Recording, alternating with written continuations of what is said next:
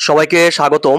আজকে আমরা শিখব শূন্যকে কোনো সংখ্যা দিয়ে ভাগ করলে কত হয়। তাহলে চলুন শুরু করি। শূন্যকে কোনো সংখ্যা দিয়ে ভাগ করলে কত হবে এটা আমরা শিখব। তো এটা শেখার জন্য আমরা একটা বাস্তব উদাহরণ দেই। ধরুন আপনার কাছে 4টা আম আছে। কি বললাম? 4টা আম আছে। আপনার 2জন বন্ধু আসছে আপনার কাছ থেকে আমগুলো নেওয়ার জন্য। তাহলে প্রত্যেকজন কয়টা করে আম পাবে? 2টা করে আম পাবে, যেহেতু 4টা আম ছিল, 2জন বন্ধু আসছে।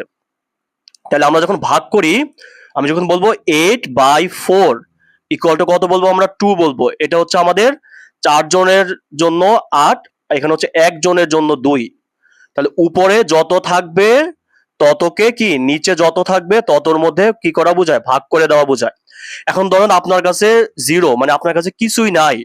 তা আপনার 2জন বন্ধু আসছে, যেটা আপনি খালি আছেন, আপনার কাছে কিছুই নাই, আপনার 2জন বন্ধু আসছে। তাহলে প্রত্যেকে কি কি করবে? খালি হাতে ফেরত যাবে। ধর আপনার কাছে কিছুই নাই, আপনার 10জন বন্ধু আসছে, তাহলে প্রত্যেকে কি করবে? খালি হাতেই ফেরত যাবে। এজন্য জিরোকে কোনো সংখ্যা দিয়ে যদি আমরা ভাগ করি, বাস্তব সংখ্যা দিয়ে, আমরা হচ্ছে 0 পাবো। তাহলে আমরা কি শিখলাম? শূন্যকে যে কোনো বাস্তব সংখ্যা দিয়ে ভাগ করলে কত হবে? 0 হবে।